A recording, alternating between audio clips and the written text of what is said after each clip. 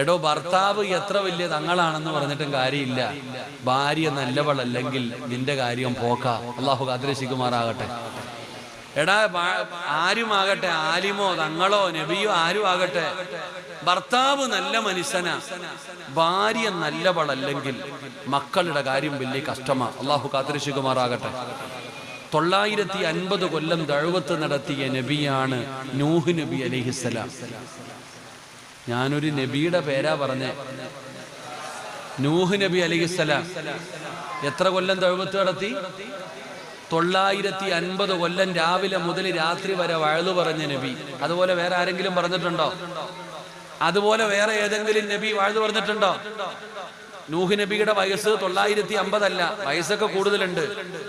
ദഅവത്ത് നടത്തിയ പ്രായമാണ് 950. ഈ നൂഹ് നബിയുടെ ഭാര്യ അള്ളാഹിനെ കൊണ്ട് വിശ്വസിച്ചോ?